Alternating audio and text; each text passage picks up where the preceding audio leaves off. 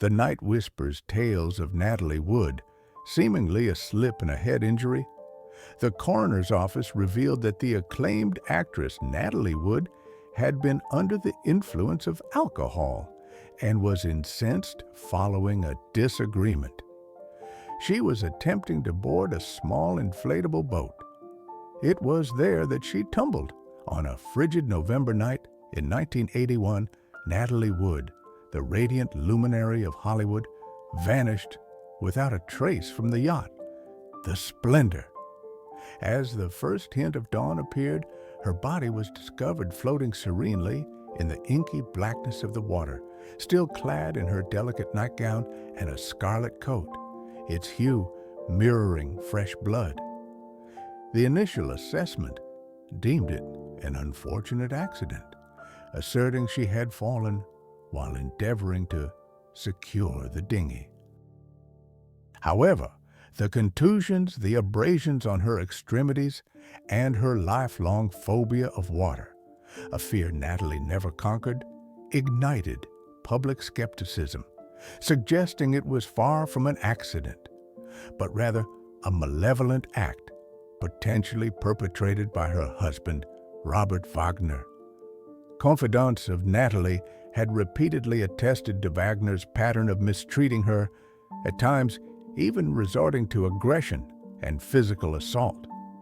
For years, speculation swirled about a fit of jealous fury, a blazing dispute, and a singular fatal choice made in a state of drunken irascibility that led to Natalie's permanent disappearance. The authorities reinvestigated the matter. Witnesses emerged, yet the truth remains concealed beneath the frigid depths where Natalie drew her final breath. Now, at the venerable age of 95, Robert Wagner has finally broken his long-held silence. In a recorded conversation, his voice wavered but maintained a steady tone as he recalled scattered fragments of long-suppressed recollections. That evening, he stated, "There are numerous moments I wish I could alter. Was this a catastrophic mishap or a transgression concealed by the dazzling allure of Hollywood? What revelation is Wagner unveiling after more than 4 decades? Let us unravel the complete narrative within this presentation." The evening of November 28, 1981, commenced like any other for Natalie Wood and Robert Wagner. It was an evening of glamour, filled with mirth and shared with intimate companions aboard the Splendor, anchored near Catalina Island.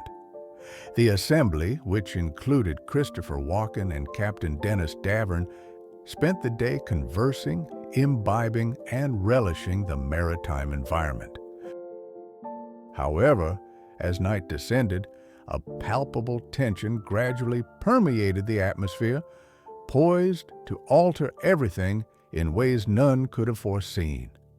No one realized that the Thanksgiving weekend retreat would become the backdrop for one of Hollywood's most enduring unsolved mysteries. Natalie, overcome by her terror of water and unable to swim, was entering the concluding hours of her existence amidst a night shrouded in enigma and doubt. The excursion on November 28th had initially been conceived as a tranquil Hollywood escape. Natalie Wood, Robert Wagner, and a select group of close friends embarked with the facade of perfection and happiness that the public had come to admire. Yet, beneath the smiles and the flashes of cameras simmered unexpressed anxieties, hidden fears, and the immense pressures of life under public scrutiny. On that fateful night, the tempestuous bond between Natalie Wood and Robert Wagner resurfaced once more. They had experienced periods of affection and separation since the 1950s, a romance that possessed the power to illuminate any room, yet could also erupt without warning. Aboard the Splendor, the presence of Christopher Walken, Natalie's co-star in her final film, Brainstorm, amplified the underlying unease. The evident closeness between Walken and Natalie engendered insecurity in Wagner, fueling a latent current of jealousy that persisted throughout the evening. According to Captain Dennis Davern, the evening began serenely, but darkened as libations were consumed. Within the confined quarters, the air grew stifling before erupting into pandemonium. Wine was spilled across the table, but what truly dissolved was self-restraint. Davern later recounted hearing Wagner bellow at Wood, "Get off my damn boat!" Jealousy ignited as Wagner observed his wife conversing intimately with Walken, the younger co-star. The sound of shattering glass reverberated like an ominous warning. Wood, clad in her diaphanous nightgown, a feathered robe, a flannel nightdress, and socks, quietly slipped away from the deck, leaving no indication of her departure. Only the darkness and the cadence of the waves remained. Wagner, according to Davern, prevented anyone from activating the searchlights and calmly uttered, "Leave her there. Let her learn a lesson." Natalie had perpetually harbored a profound terror of deep water, a dread that had plagued her since childhood. Consequently, when she vanished that night, few believed she would have approached the yacht's dinghy of her own accord. That night, tragedy struck. On a nearby vessel, two individuals overheard a woman's desperate pleas for assistance piercing through the gloom, but no intervention was made. As daylight broke on November 29th, the tranquil waters unveiled a horrifying reality. Natalie Wood's body was discovered face down, a mile from the Splendor, her eyes closed as if in perpetual slumber. Her nightgown still adhered to her, an image incongruous for a woman who abhorred the sea. The yacht's rubber dinghy, Valiant, which should have been secured to the vessel, was found adrift near the shoreline, an enigmatic piece of a grim tableau. The post-mortem examination conducted by Dr. Thomas Noguchi presented a bleak scenario. A blood alcohol concentration of 0.1% combined with seasickness medication and painkillers left Wood severely impaired. Fresh contusions marked her arms, wrists, and knees. Abrasions marred her face and neck. What narrative did these injuries recount?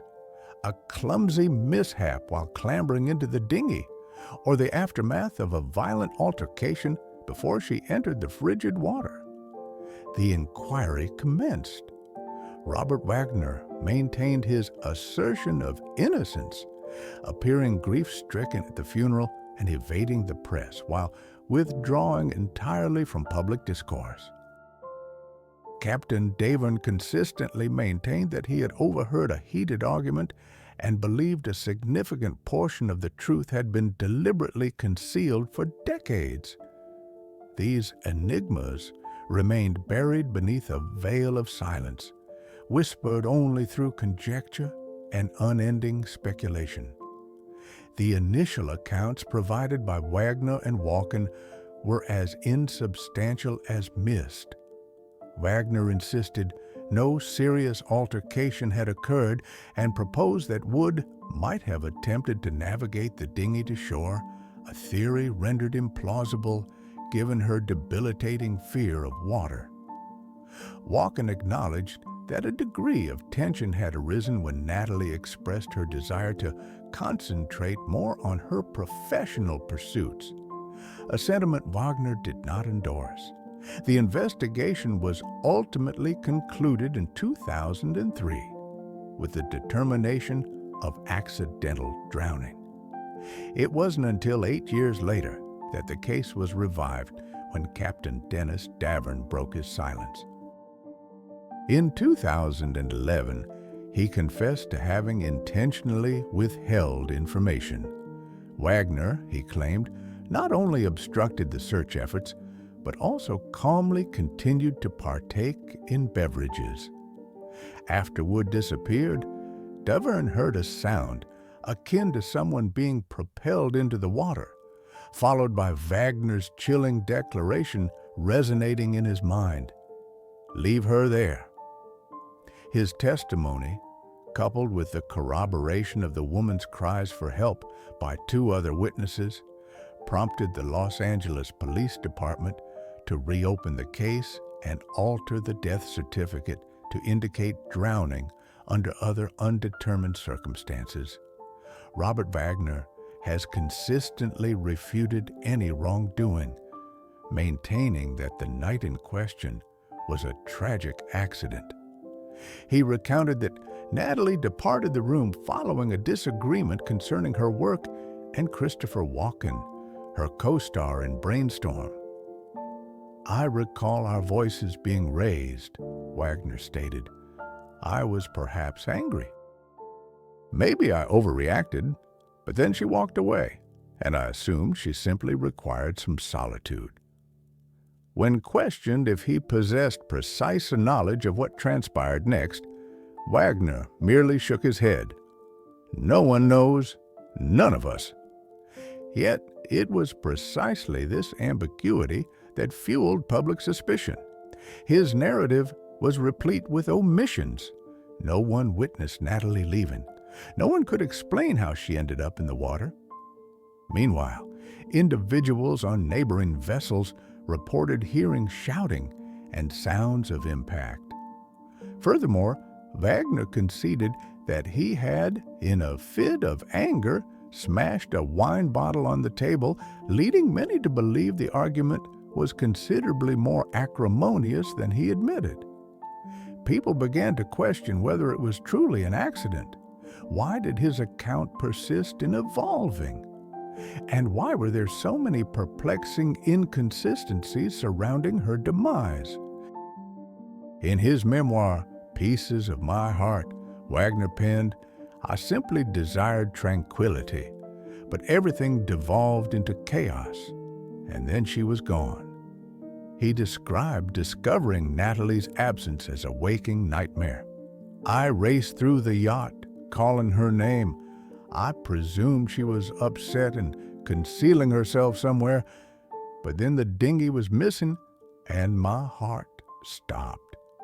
Yet his assertion, "I thought she was just angry," failed to convince many.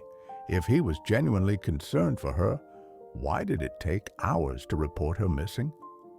When asked if he felt accountable, Wagner remained silent for an extended period before responding, "I was the last person with her. I cannot deny that. Perhaps I could have prevented it if I had acted differently, but I don't know. All I know is that since that night, I have never been the same." Some acquaintances and colleagues, such as Jill Saint, John, Natalie's later spouse, stood by him, while others maintained their skepticism, leaving Wagner to exist under the oppressive shadow of perpetual unease. After years of investigation, in 2018, Robert Wagner's name once again dominated the headlines. The police identified him as a person of interest, emphasizing that Wood's bruises were consistent with an assault. Lieutenant John Carina declared that Wagner was the last individual to be with her. His testimony had been inconsistent, evolving over the years. Two new witnesses further deepened the enigma. One overheard shouting and screams emanating from the Splendor's cabin. Another recalled instances of Wagner's past aggressive behavior towards Wood. However, Wagner, then 88 years old, steadfastly refuted the accusations through his legal representative, deeming them without merit. Walken, meanwhile, maintained complete silence. Although the case was reopened, the truth remained elusive. In 2022, Wagner was exonerated of suspicion due to insufficient evidence, yet the case was never officially closed. In 2024, two new witnesses reignited the controversy. One was a 17-year-old fisherman who had heard Wood's pleas for help that night, and the other was a former colleague who remembered Wagner handling Wood roughly in the 1960s. Author Marty Rowley, in Natalie Wood and the Devil She Knew, advocated for Wagner's prosecution before his demise, but every new clue was like a fleeting glimmer of light on dark waters, momentarily revealing itself before receding back into shadow. Did Natalie Wood stumble and fall in a state of intoxication, or was she propelled overboard in a fit of jealous rage? Did Wagner truly inflict harm upon his wife in a moment of fury? The answers remain an enigma to this very day. However, to gain a more comprehensive understanding of the case and the persistent suspicion surrounding Robert Wagner, let us examine more closely the evidence pointing towards his culpability. For years, the Los Angeles Police Department grappled with this mystery, assembling fragments of time and testimony that suggested Natalie's demise may have been orchestrated by Robert himself.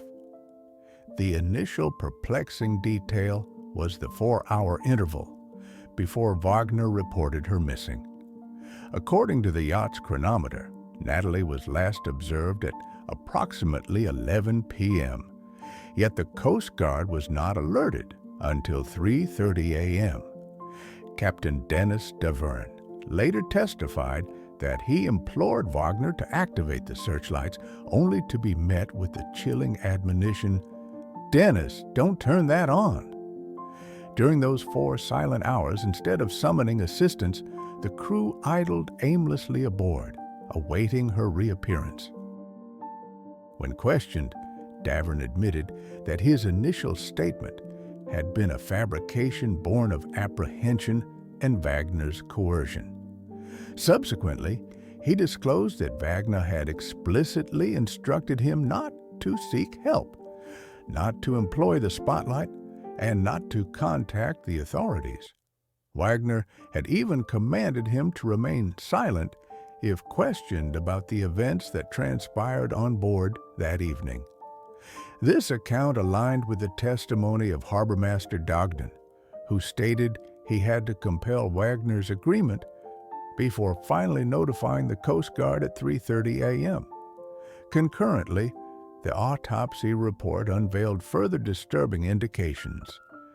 Natalie Wood's body exhibited multiple contusions on her arms and face, along with abrasions on her neck, injuries that forensic specialists confirmed predated her entry into the water, suggesting a struggle or physical altercation. Her blood alcohol level was 0.14%, sufficient to induce disorientation, and she had both seasickness medication and analgesics in her system. These findings give rise to the haunting query: if it was merely an accident, why were there indications of a conflict? Wagner, conversely, presented a vastly different version of events. He asserted that Natalie had left the cabin to inspect the dinghy's moorings, and that an accident must have occurred when she lost her footing and fell. Yet, the details surrounding the dinghy itself undermined that hypothesis. It was discovered with the ignition key still inserted, the engine deactivated, and the oars still secured as if it had never been utilized. There were no signs of anyone attempting to row it away. Therefore, how did Natalie depart the yacht? The police also noted significant discrepancies between the accounts provided by Wagner, Walken, and Davern. Walken acknowledged that a heated argument had transpired between Wagner and Wood prior to her disappearance. Davern confirmed hearing loud impacts, raised voices, and then an abrupt silence. Wagner, however, denied any substantial confrontation. But in his own memoir, he contradicted himself, admitting to a confrontation involving him, Natalie, and Walken concerning her career. This detail led investigators to suspect that tensions had reached their apex before tragedy struck. The most chilling revelations, however, emanated from independent witnesses, Marilyn Wayne and John Payne, who were spending the night on a nearby yacht. The Capricorn testified that at approximately 11 p.m., they heard a woman's desperate screams, "Help me! Someone, please help me!" Cries that persisted for nearly 15 minutes. In the darkness and fog, Wayne recounted turning on her deck light to ascertain the source. Then a man's calm, deep voice responded, "Okay, honey, we'll get you." No engine was started, no footsteps followed, only silence. A deathly, suffocating silence. When this testimony resurfaced years later, it sent shivers through the entirety of the investigation. Who was the man behind that voice? Only a few vessels were moored near the Splendor that night. If the voice belonged to Wagner, that quiet, almost indifferent, "Okay, honey," may have been the final words Natalie ever heard. And in a cruel twist of fate, Wagner later claimed he had been searching for Natalie inside the yacht at that very moment and heard nothing from the sea. Even more alarming was Marilyn Wayne's subsequent confession that she had been threatened after coming forward. A note was slipped into her mailbox that read, "If you value your life, keep quiet about what you know." The sender was never identified. To this day, Wayne insists that the woman's screams she heard that night were undeniably real. Investigators theorize that Wagner's motive may have stemmed from jealousy. The evening's festivities had degenerated into a bitter dispute between him and Natalie after he accused her of being overly affectionate with her co-star, Christopher Walken.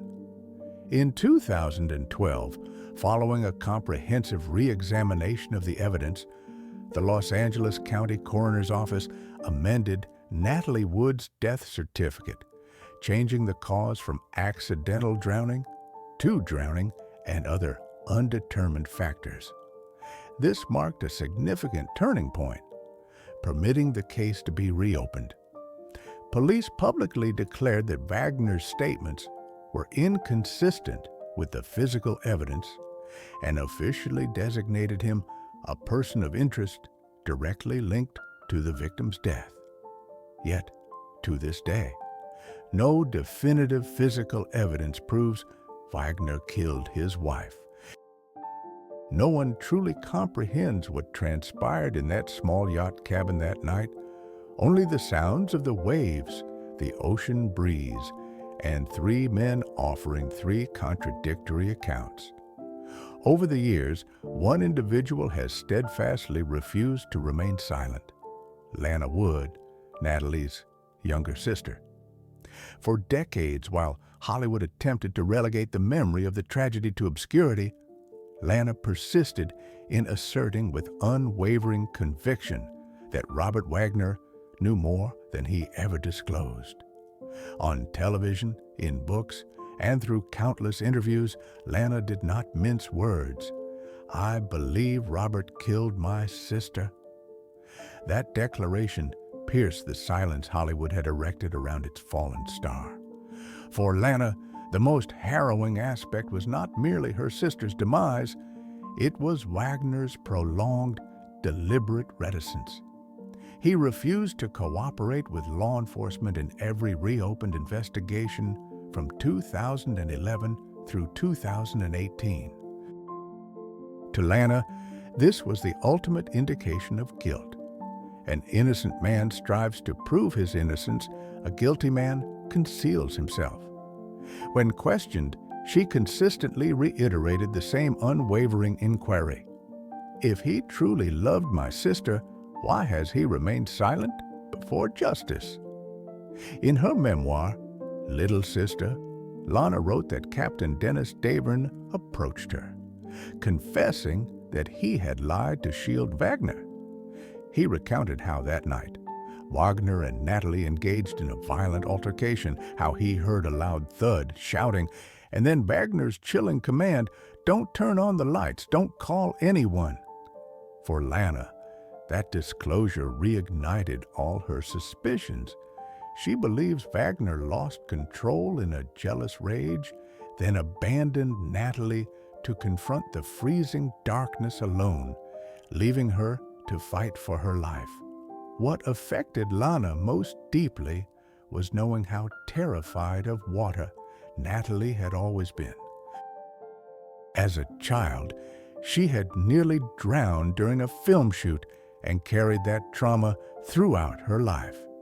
"My sister would never have stepped into a dinghy at night," Lana stated, especially not in her nightgown in the cold.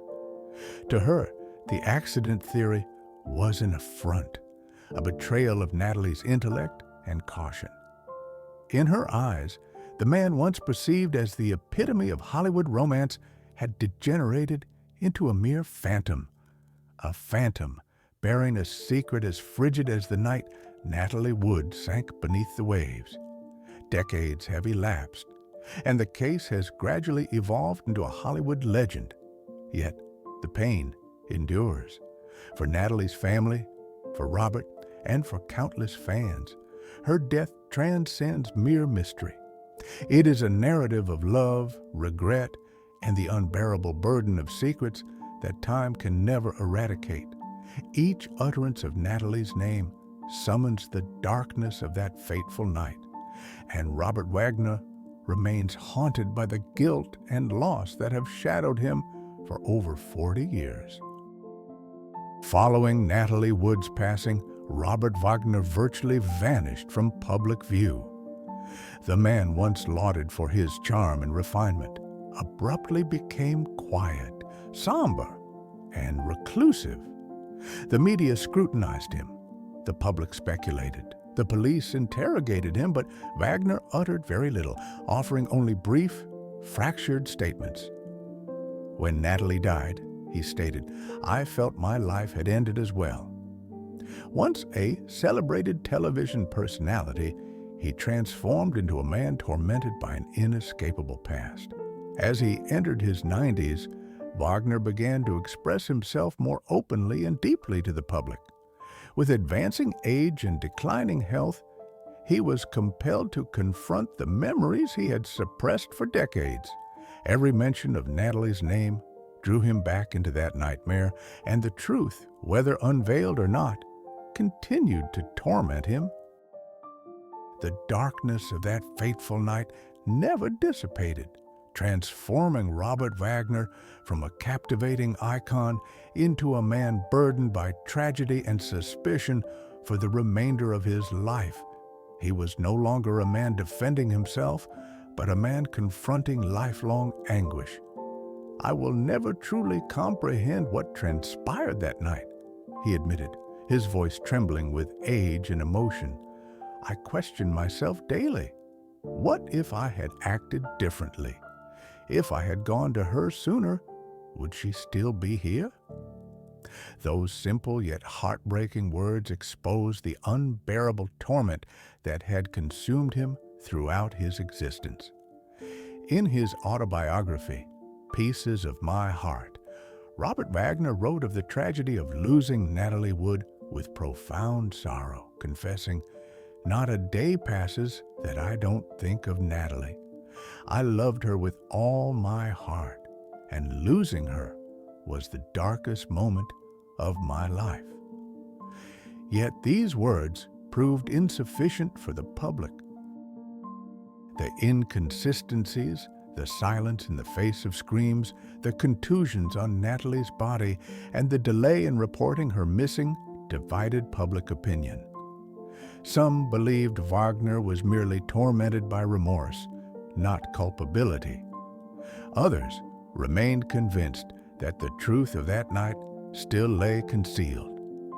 For years, public perception depicted Wagner as the antagonist in an unresolved case. Beyond the sensational headlines and whispered rumors, there existed a man grappling with the profound loss of the greatest love in his existence, burdened by an inescapable sense of guilt. As he retreated from the public eye, seeking solace in the quietude of his twilight years, Natalie's daughter, Natasha Grigson Wagner, emerged to champion his name. "He cherished my mother deeply," she stated. Whatever transpired that evening, it was not a homicide, but a heartbreaking misfortune. Many have surmised that Natasha prioritized faith over factual accuracy, yet for her, it was not a conscious decision, but an intrinsic response. "I feel his sorrow every single day," she conveyed, describing it as a palpable heaviness. "So tangible, I can almost see and touch it." In her introspective work, More Than Love, Natasha illuminated Wagner's reclusive nature, his aversion to the sea, and how any depiction of Natalie would render him momentarily speechless before he would quietly depart. Her narratives serve as a poignant reminder that this account transcends mere evidence or speculation. It is the profound tragedy of a family fractured by overwhelming grief. Robert Wagner endured a life characterized by silent perseverance. While a definitive answer may forever elude us, his profound affection for Natalie and the anguish of her absence remained inextinguishable within his soul, a testament to enduring love, profound regret, and the inescapable repercussions of devastating loss. Colleagues characterized Robert Wagner as both delicate and serene, finding moments of solace in his grandchildren and his cherished recollections of Natalie Wood. Within his private correspondence, he confessed that not a single day passed without him recalling her visage, her infectious laughter, and the vibrant spark in her eyes. Natalie possessed an innate ability to command any space simply by her presence. To Wagner, she was his guiding star, the very essence of his life and direction. Her passing left him adrift in a vast, unforgiving world. By the year 2025, as his physical health deteriorated, Robert resolved to share his account one final time regarding the night that irrevocably altered the course of his life. "Folks paint me as a villain, a deceiver, a coward," he admitted, his voice soft, yet laden with deep emotion. "But the reality is far more straightforward. I was a man deeply in love who faltered, and I have been atoning for those missteps every single day since." Though not an explicit admission of culpability, these words carried the immense weight of remorse and profound suffering, revealing the weary, penitent spirit concealed beneath his celebrated Hollywood persona. For the first time, the public glimpsed the genuine individual residing behind the facade of mystery and allure, a soul, weary and ready to confront the past in the words left unexpressed. The memories of Natalie persisted within him, a gentle luminescence guiding him through the protracted darkness of his existence. Wagner was more than just a captivating performer. He was a devoted father, a man who loved with profound intensity and endured endless sorrow from his loss. The dissemination of news concerning Robert's demise triggered a wave of retrospection throughout Hollywood. Some reflected upon his distinguished career, his innate charisma, and his enduring romantic narrative with Natalie Wood. Others, however, remained fixated on the enigma, the unresolved queries that accompanied him to his final resting place. Yet, perhaps, in the ultimate reckoning, both Robert and Natalie found a peace that had long eluded them. Robert Wagner's lasting imprint is not defined by guilt or scandal, but by his humanity, his capacity for love, his sorrow, and the burden of pain he carried through his concluding years. Regardless of whether the truth of that fateful night off Catalina Island is ever fully illuminated, one certainty endures. Love and tragedy will forever define the narrative of Robert Wagner and Natalie Wood, solidifying their status not merely as Hollywood icons, but as embodiments of hearts that could never forget. Tracing back to the inception of their union, Natalie and Wagner experienced numerous disagreements. Their relationship never mirrored the flawless romantic ideal the public envisioned. In the 1950s, they constituted Hollywood's quintessential golden couple, Natalie Wood, the burgeoning starlet with captivating eyes and a smile that illuminated the silver screen, and Robert Wagner, the debonair leading man embodying the polished charm of post-war America.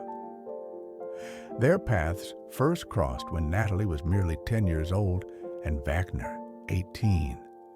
She confided in her mother, declaring, "I am going to marry that man." This peculiar premonition would, astonishingly, materialize a mere few years later. Hollywood embraced them with open arms. The press heralded them as the dream couple.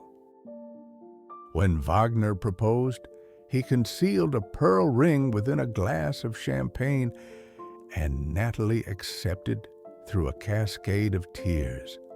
Their nuptials in 1957 resembled a regal celebration, the resplendent 19-year-old bride adorned in white, the distinguished groom in a tuxedo, evoking the aura of characters stepping directly from a romantic, cinematic masterpiece.